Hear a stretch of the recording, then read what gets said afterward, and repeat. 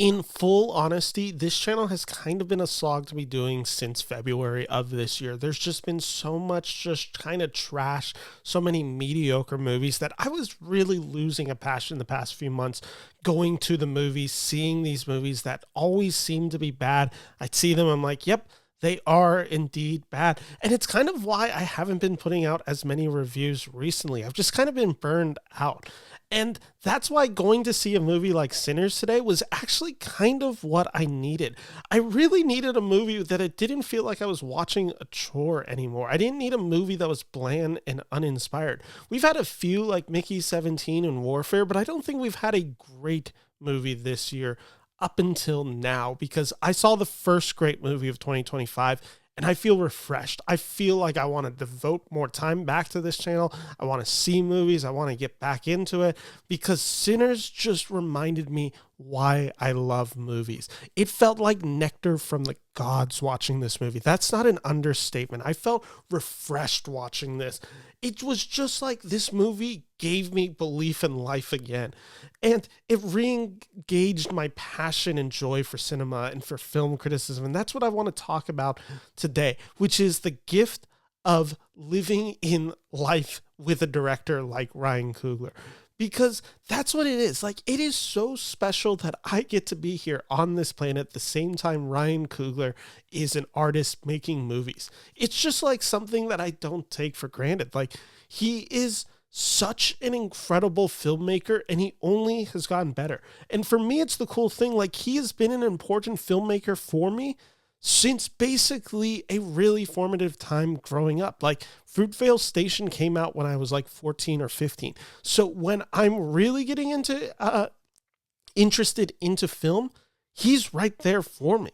And I've been a fan of him since then. I've been a fan of him since his first feature film.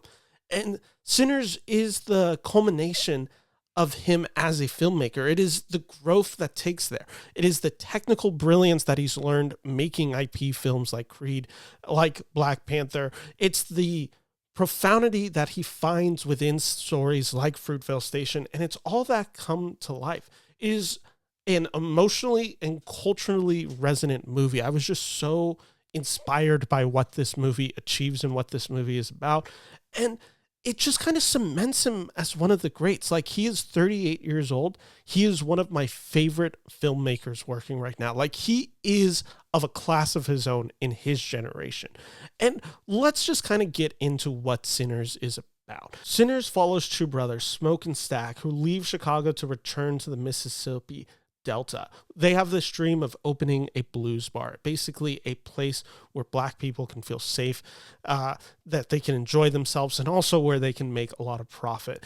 And along the way, they kind of learn of a supernatural evil that exists in this area. This is set in the 1930s American South. There are multiple themes of this movie, whether it's race and its relationship to religion, family, music, horror, appropriation of culture. Like, that's all in this movie. There's a lot of layered storytelling to be here. And it's not just historical, but it's also spiritual and cultural. That is all to be found within this genre of movie. And the movie and the music in many ways is anachronistic. It mixes the past and the present and creates a bridge across eras. This is a movie that is obviously set in a different time period, but directly relates to the now and has a lot to, I think, take away from it. And it's something that I found just really enriching how Coogler achieves this. And I wanted to just focus real quick on Ryan Coogler, the man, the director, because before diving into the plot, I kind of think it's important to talk about Coogler, the artist. He's not just a director. He is a scholar of cinema, and it comes through in this movie. This is the evolution of his craft. You see Fruitvale Station, which is a story about a Black man being killed, and it is a personal, intimate storytelling. He follows that up with Creed and Black Panther, and he basically spends a decade in big studio movies, IP-driven legacy sequels. And they're big budget storytellers that retain that identity, that he has in Fruitvale Station, and it has a lot of those same ideas, and it's building off. It has Michael B. Jordan as a reoccurring actor. This is the movie where he brings it all together. I think this is where he really levels up in a way that I was just so excited sitting there in the theater to see. This is the emotional rawness that he brings in Fruitvale Station, matched with just the professionalism that he's really learned in big Hollywood studio filmmaking. And it just like I said, watching this, I was like, oh, this must have been how it felt to watch Martin Scorsese figure it out in the 1970s. Or this is how it felt to watch Spike Lee figure it out in the 1980s. Like, and again, that's not to say that Sinners is Do the Right Thing or Taxi Driver. Like, that's not the comparison I'm making. Rather, it's a moment where I recognize that this director has all the talent in the world, is realizing what he wants to do, has the tools available to be able to do that, and is able to capture something and become a voice of his generation. And I think that's also important with the people that he collaborates with. And I think it's the same way. Scorsese found that with Robert De Niro and Joe Pesci and made something special. Spike Lee found Denzel and made something special. Coogler has that too with Michael B. Jordan and makes something special, and they level up together. They've grown as actor and director. And it's something that we need to talk about because Michael B. Jordan stars in this film as dual roles. He plays both brothers, Smoke and Stack. They're twin brothers. Smoke is the business-minded, soft-spoken, trying to build something. Stack is charismatic. He's wild. He's dangerous. He's unpredictable. It's a duality in this role, and you feel like they are two distinct, different actors, and they carry themselves in different ways. It's so well realized in this movie, and I think it's a really brilliant Michael B. Jordan performance. It really is able to tap into everything he does so well as an actor, the charisma, the intellect, just the screen presence that he is able to bring out. And what I love is also how these characters, Smoke and Stack, are explained / understood through their love / romantic interest in this movie. And I am apologizing for mispronouncing the name, but I believe it's Wunmi Masako. She plays Annie. She is the partner to the Smoke character. He's the more business-minded. She's loving. She's grounded. She's an emotional anchor for Smoke. Then we have maybe one of the most exciting performances in this movie with Hailee Steinfeld, an actress who I've always been a little like hot and cold with. Like, I've really liked her in some stuff and haven't liked her in all of her stuff. She plays Mary. She is fiery in this movie. She is so seductive. She is so sexy in this movie. She is a commanding presence opposite Stack. Like, the fact of who Stack is, this kind of wild card, the fact that she can kind of control him, she just owns this role. She is so empowered in this role. Her chemistry with Michael B. Jordan is electric. She's able to tame the wildness within it, and she is able to keep her power, which is so fundamentally important to this movie because this movie is able to, in many ways, demythologize vampire movies in the sense that this horror / the vampire tropes always have the dynamic of man and woman, and man essentially dominating the woman. In many ways, this is kind of reversed in this movie. And the way that she's able to play it in this movie, she is the seductor. She is the danger. You feel that in this movie. And I guess let's just kind of get into this movie because I think the trailers are hinting at what this movie is. And I think it's obvious, but just in case you don't know, this is essentially a vampire genre film. This is a horror movie and a vampire movie specifically. It leans within all the genre staples of it. You have garlic, you have wooded stakes, you have forbidden lust, ancient matters, and masters, all of that stuff. Like, it is a vampire film through and through. But it never feels corny. It never feels played out. It's full of reimagining. And it's this transition between genres that are seamless through it. It is a period drama. It is a supernatural thriller. It is a pure horror. This movie is disgusting at times. It is sensual at times. It is a moment of history for Black people in the 1930s. Like, it's able to be all of these things and able to do it all brilliant with such precision, as well as with the suspense and tension in this movie. When I talk about Ryan Coogler being a student of film, you see it throughout. Like, there is certainly a Quentin Tarantino influence to this story. There's also John Carpenter, like, especially in the scenes of suspense and where everyone's starting to realize the danger that lies. I specifically thought of the movie The Thing. And there's a scene involving garlic in this movie that feels like a direct homage to The Thing. And it's just exciting to see a director pay tribute to something that I'm pretty sure he saw growing up. Like, it's so direct that I have to think it's an homage. And what I love about this movie is the scope changes. The scope of storytelling becomes broader to then tightening it up. This movie feels bigger when we're introduced, and then halfway through the film, it really shrinks in physical space, and you feel those constraints, and the characters feel trapped. It's such a really good way to get the audience into the feeling that these characters are getting us. And I think explaining the horror, explaining the genre, explaining these characters allows us to now kind of dive deeper into what this movie is about: race, Christianity, cultural reclamation.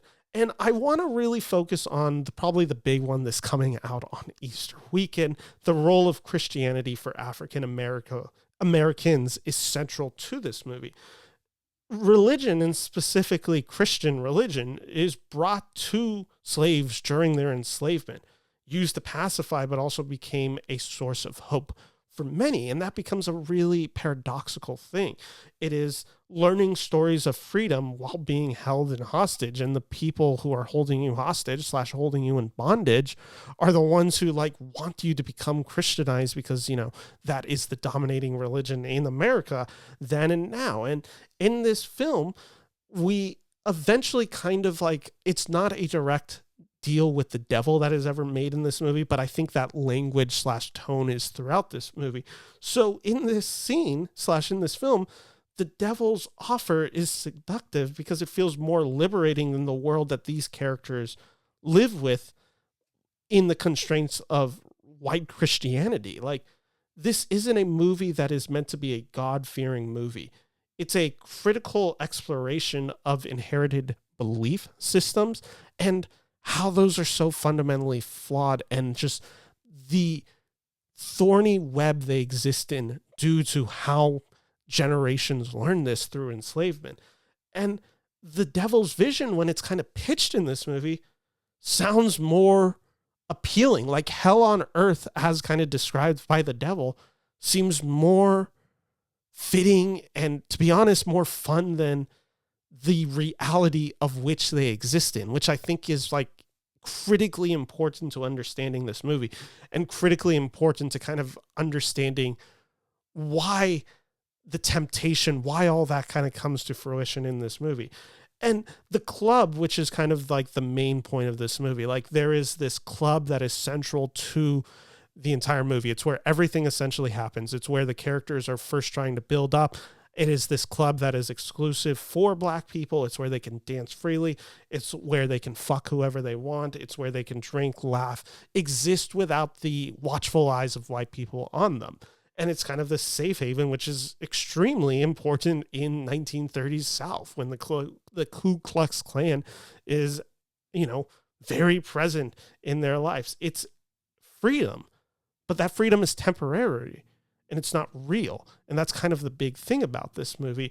And with that, there's also this club has music, which is the best part of this movie. The music in this movie is just incredible.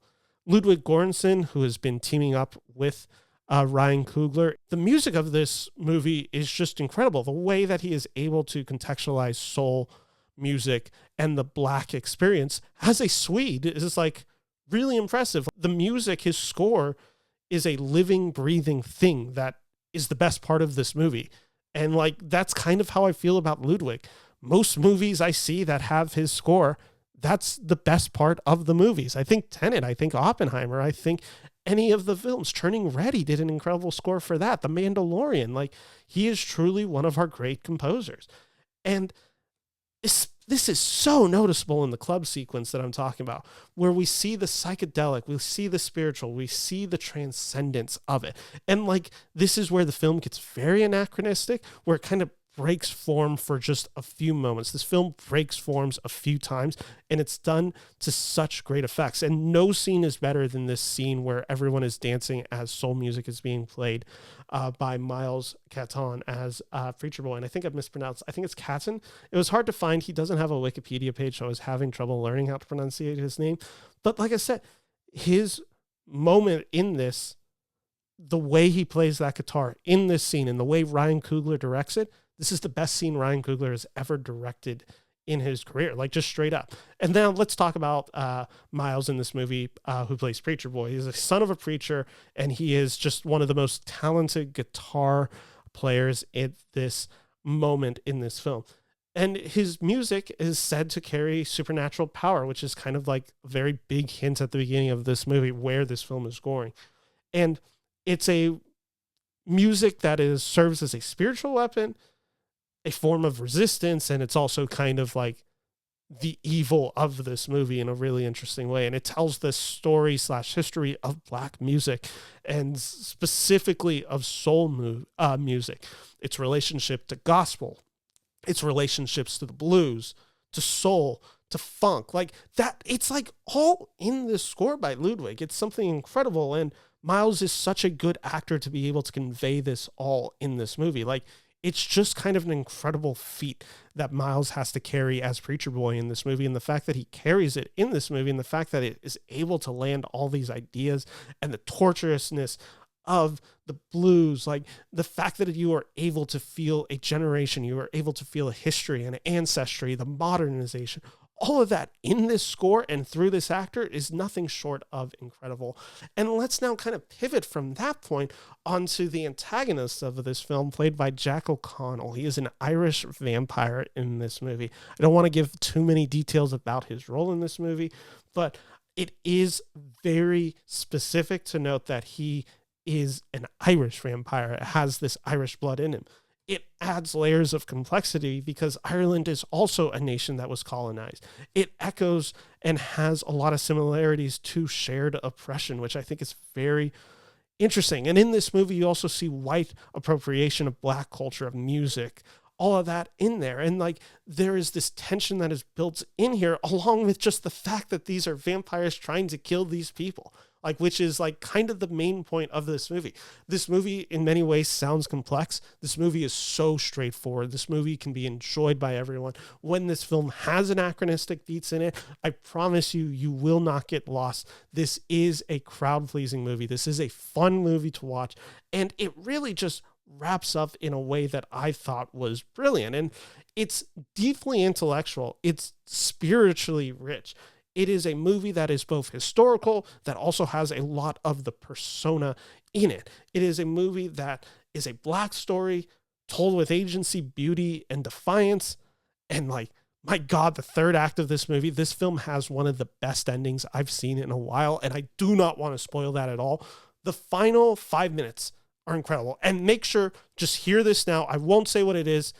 The title card for this movie appears at the very end. You see directed by Ryan Coogler. You think now is an appropriate time to walk out of your seats. You must stay put, because really the final 3 to 4 minutes of this film, which are so fundamentally important to understanding this film, and like where I think the brilliance especially like just all gets fully encompassed, is after it. So like, stay in your seats. Like, you need to see this scene. Like, it is so important to understanding this movie as well. And it's so worth it. I just think Ryan Coogler is just one of our most talented directors. I'm so happy he got to make Sinners with a $90 million budget. I'm so glad that this movie feels like a Ryan Coogler movie. I'm so glad that this is what we get to enjoy, that this is the type of film that we get to see from him.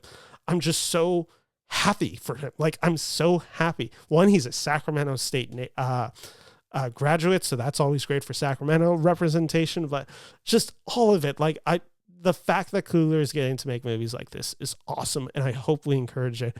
I can't believe I'm doing this, but I haven't given this review in a while. I think Oppenheimer might have been the last review that I gave this star rating to.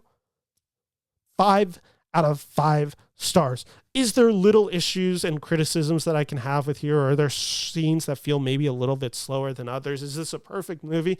I doubt it. was this a perfect experience and a movie that I wanted, and a movie that has this very specific premise and lives up to it? And just like, yeah, it's all of that. And I'm so astonished and happy that he got to make this movie and that we got to see this film. If you've seen Sinners, drop your thoughts in the comments. If you haven't, go see it. Support directors and filmmakers like Ryan Coogler. This is this is an original filmmaker. This is what we are calling for. This is what we asked for. So I hope you guys go out and support him. And I hope you guys support me on this channel. Like, subscribe, and share this review. Hit that subscribe button, and let's keep this conversation going in the comments below. Let me know what you thought of Sinners.